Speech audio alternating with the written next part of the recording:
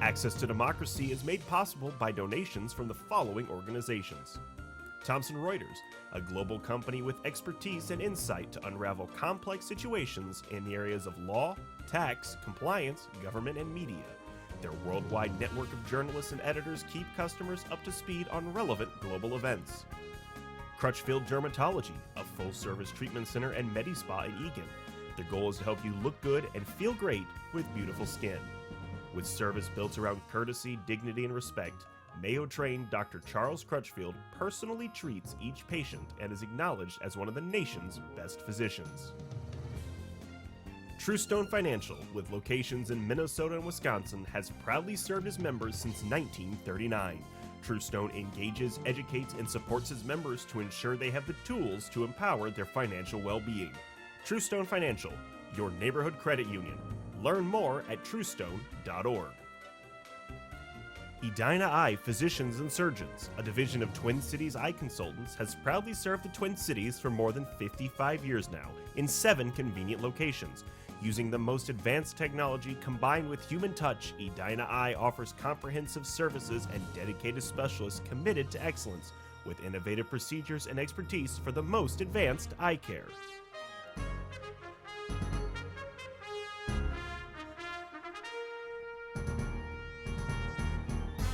Hello and welcome to another edition of Access to Democracy. I'm your host, Steve Francisco. It's my pleasure today to welcome to our studio a first-time guest, Kriystauhl Fitchett. Welcome to Access to Democracy. Thank you. I'm appreciating being here today.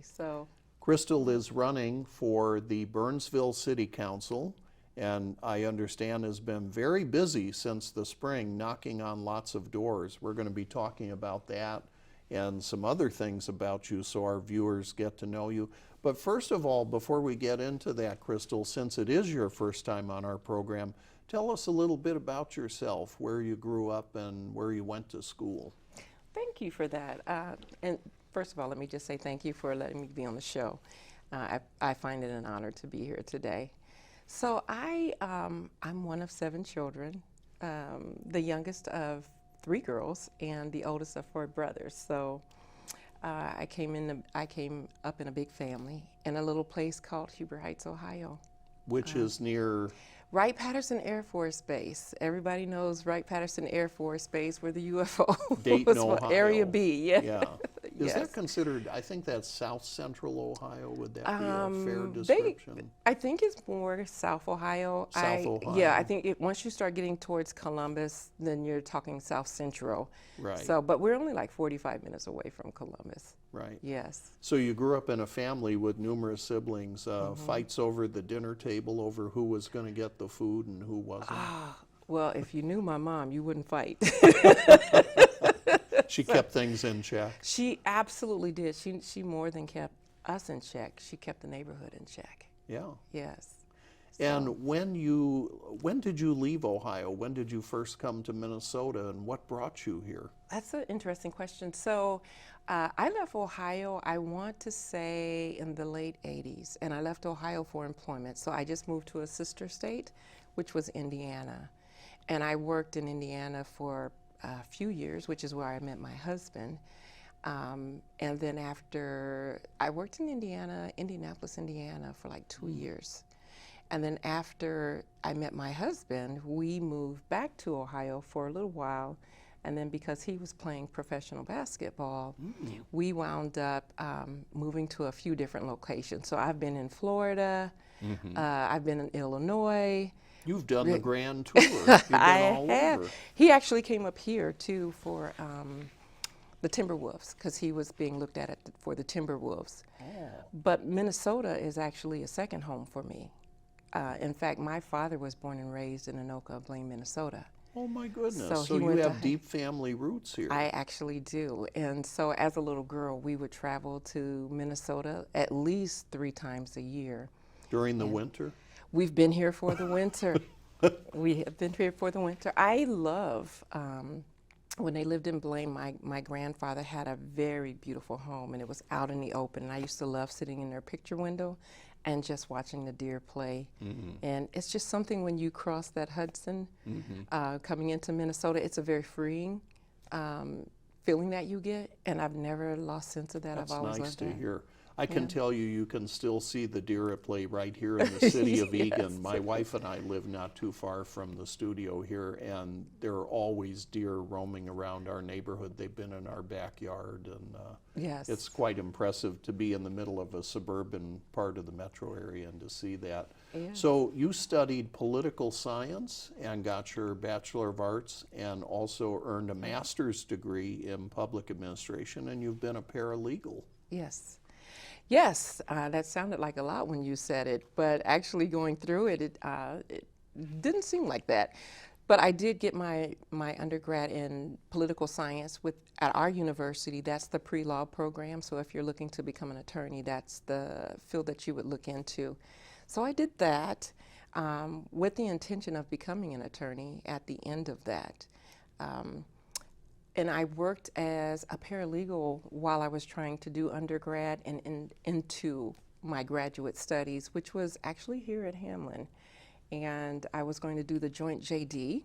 So started that track, and as you know it, life happens and you pick your course. And so I stayed the track of my master's program in public administration, but I also took care of my parents who were aging, and my mom was actually, her health was declining. So with law school, you've got to give it everything. Yes, you do. And I knew that, so my choice was to see about her instead of following the law school. I think you had your priorities in the right place, Yes. Kriystauhl.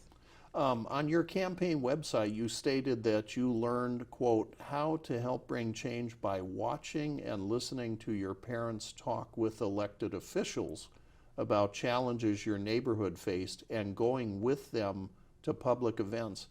What did you learn from watching your parents' activism, and what were they active in? Yeah, that's a loaded question. My mother was considered probably the mother of the neighborhood.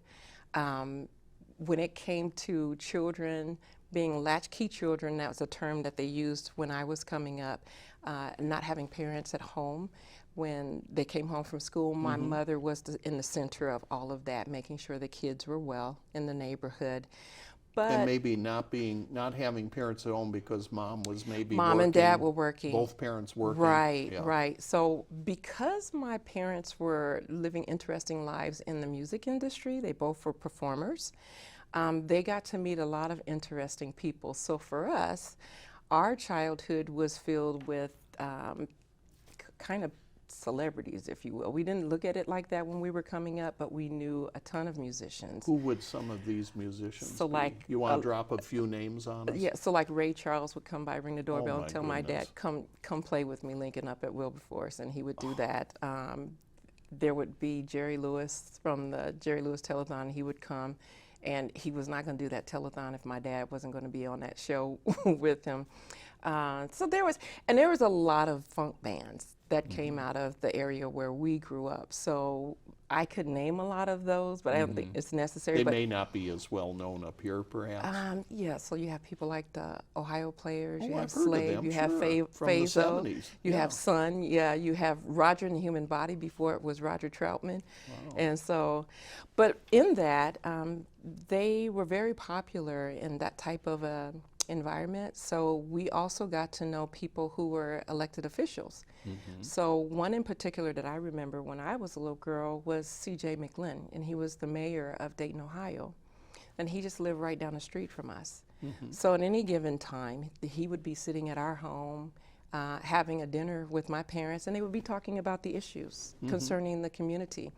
My dad and my mom would often, my dad would play at some of the events that he would have, do fundraisers all the time for events to raise funds to help. Maybe it's the children that were in need of prostates or surgeries down at the Ronald McDonald House. I don't know if you know, but that was the Children's Hospital in Dayton, and so they would do fundraisers for that.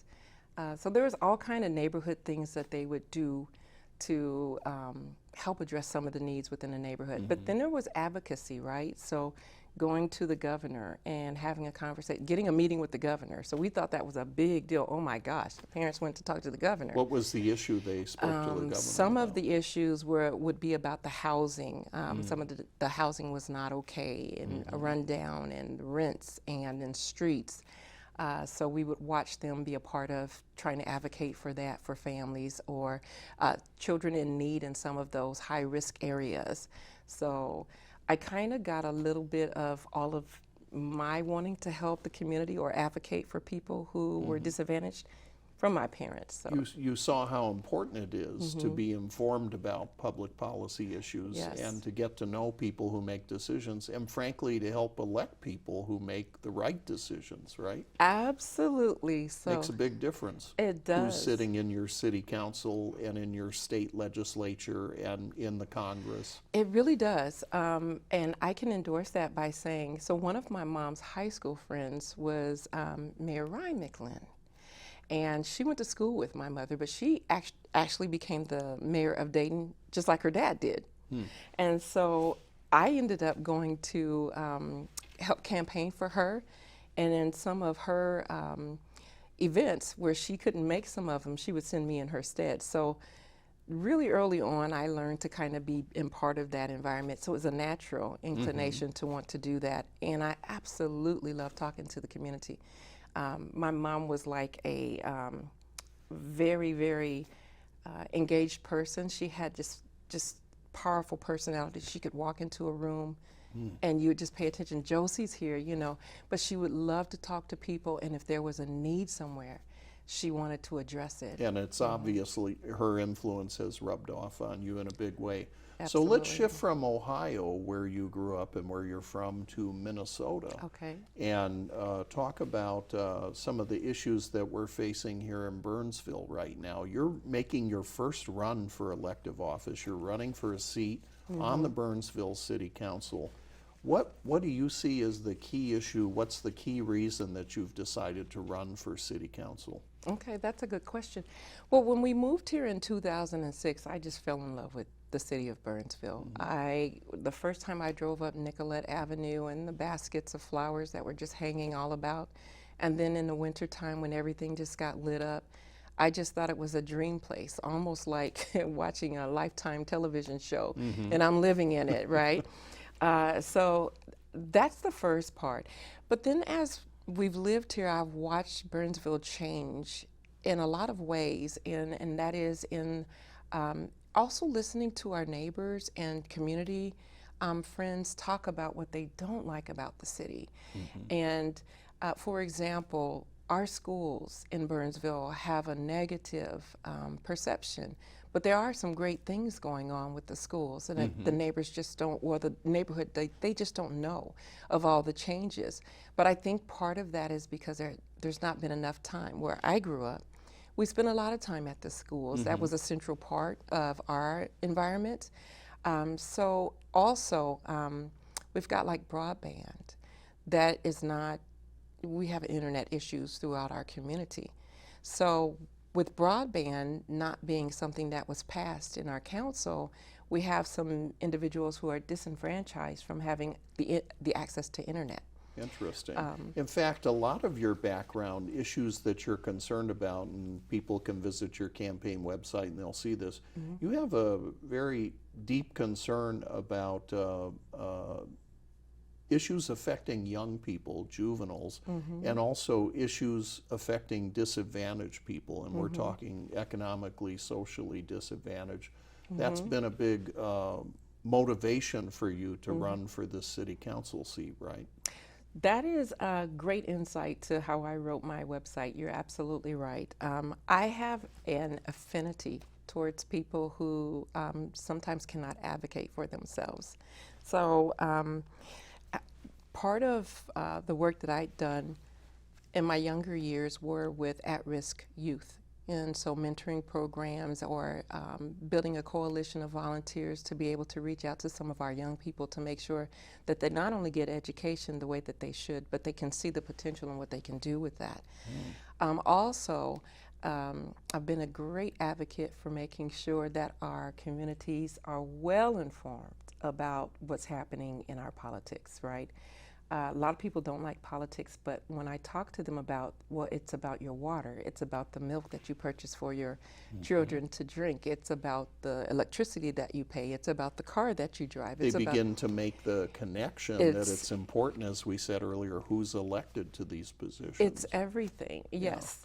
One of the big concerns that a lot of voters have right now seems to be a growing concern about public safety issues. Unfortunately, we've seen a lot of very sad incidents in both of the Twin Cities, and some of these incidents are happening in suburban communities now too. Is Burnsville safe? And what can be done to improve public safety in Burnsville, in your view? Well, we could start with passing a good budget so that our police and fire could staff appropriately. Right now, they are down at least, if I'm not mistaken, the last council meeting that I sat in on, it was about 57 employees. That's city and police and fire. So what I did learn is that our police at any given time have only 7 officers out on the beat. And that's a very small number for a population of 64,000 plus. And I think the minimal amount that they have is the 5 police officers. Also, with fire,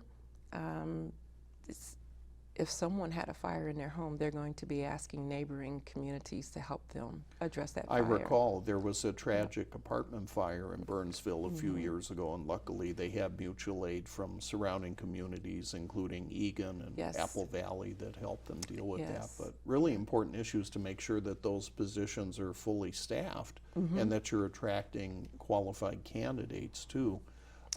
Let's talk about affordable housing, if we could. One of the biggest challenges facing people all over the metro area, actually all over the country, it's a very difficult environment right now if you are trying to rent housing. And that tends to affect working class people, lower income people who need a place to live and to raise their families. What do you think you can do and Burnsville can do to improve access to affordable housing? That's a great question. I have to say that Burnsville is doing some things right now. So there's some affordable housing that just got recently was finished in the heart of the city. So they've got some housing that's coming about. But sitting on the Economic Development Commission as the chair, what I have learned from surveys that have gone out is our millennials are finding it very difficult to move into our city. One, because they don't want the overhead of a home. You know, the HVAC or replace, you know, the yard work or maintaining an older home. In fact, I had an opportunity to kind of be a bug on the wall at a restaurant, and I listened to about 4 young millennial couples talk about where they wanted to reside. And Burnsville was not a mention. In fact, Burnsville was a space that they said they didn't want their kids going to the schools, and they didn't want, the houses were too old. But what we did with the Economic Development Commission is we looked into that because we knew that we wanted to draw more millennials into our community. So there are programs out there to help assist them with maybe HVAC. There are resources, there are grants that are unconventional that can help them be able to remodel the homes. And it's not just for the millennials, it's also for the seniors as well. I was going to mention one of the big issues that's facing Burnsville, Egan, all of our communities here in the South Metro, the aging of the baby boomers. Now we're talking about people in my age group. They're retiring, they may be downsizing, moving out of single family homes to senior living facilities. There's a very extensive waiting list, as I understand. We had Dakota County Commissioner Joe Atkins on recently, and Joe talked about this, about the waiting lists are very long in Dakota County.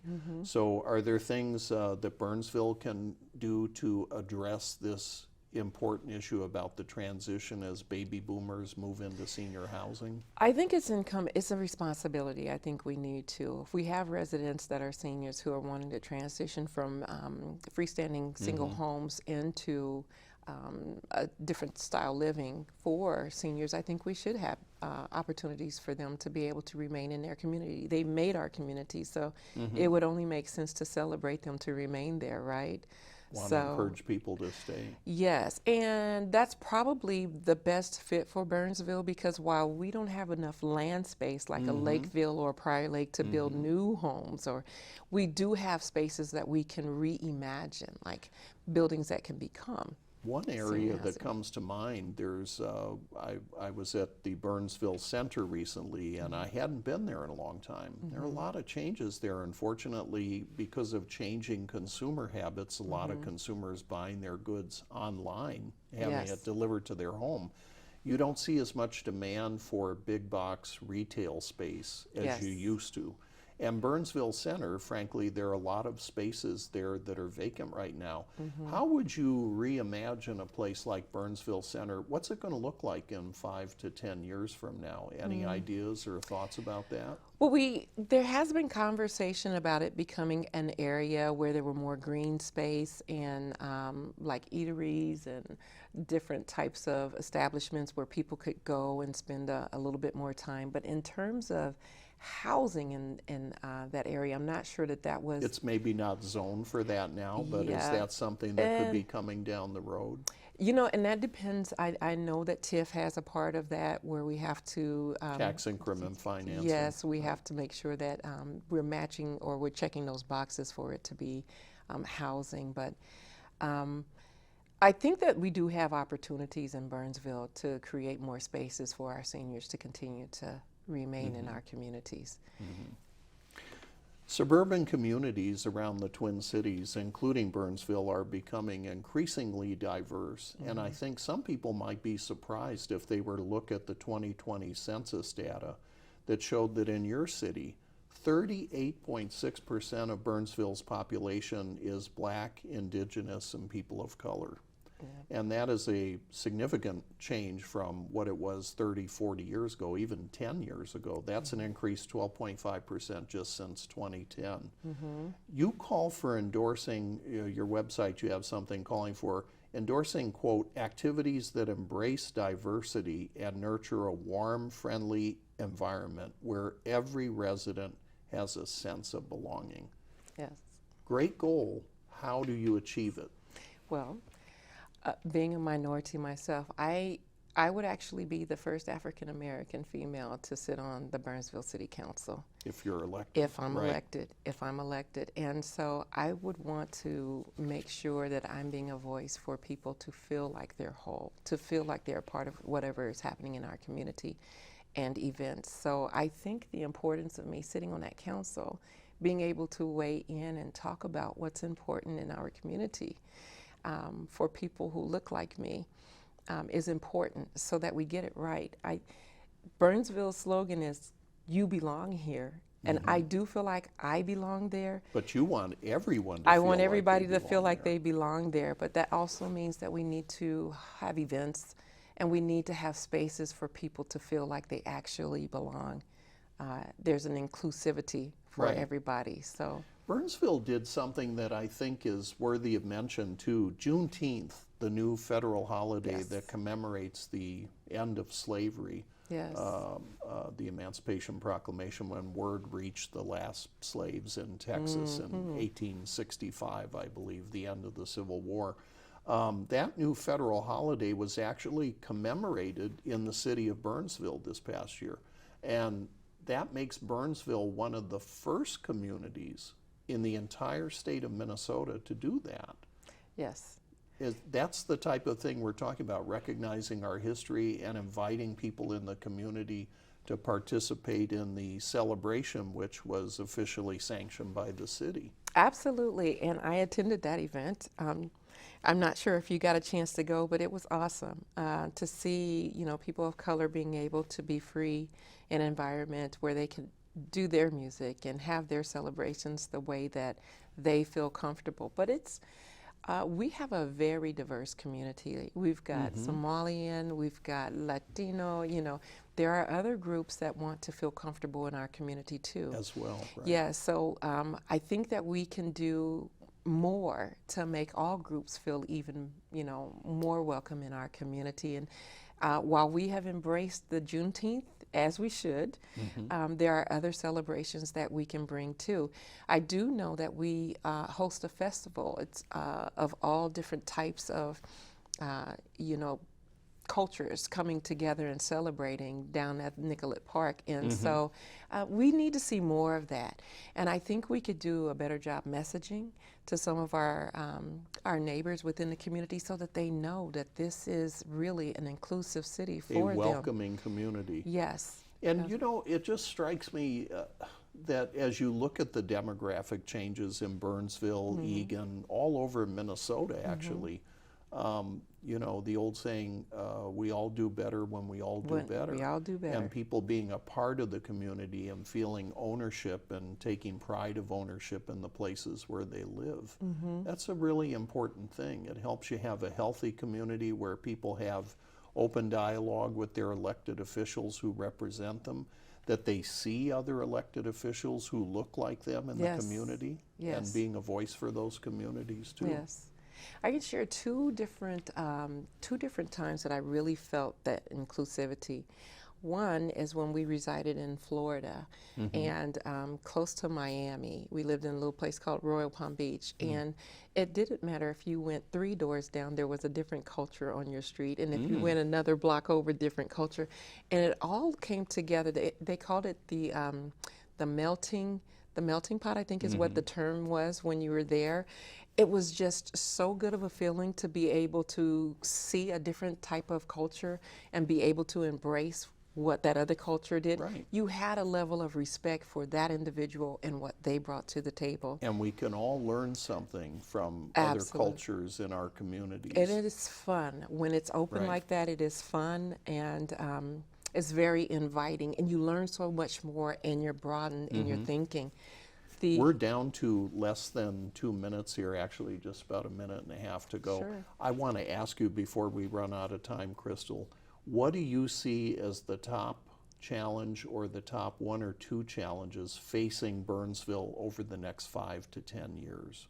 I think diversity is probably the biggest challenge, but I also think that we need to do some real work with our millennials and drawing them, because we've got to pass sensible budgets, and if we're not growing that budget, we're going to be kind of tight in how we can manage things. So we've got to be a little bit creative in our thinking of how we get things done in Burnsville.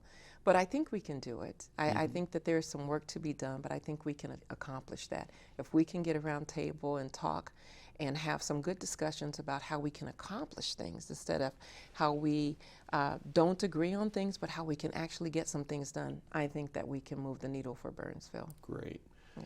Kriystauhl Fitchett, running for the Burnsville City Council. Thank you for joining us on Access to Democracy. Good luck on your campaign. Thank you. Don't wear out your shoes knocking on all those doors in the neighborhood. Thank you for being with us today, and we hope to have you on again. Thank you for having me. Thank you. Thank you.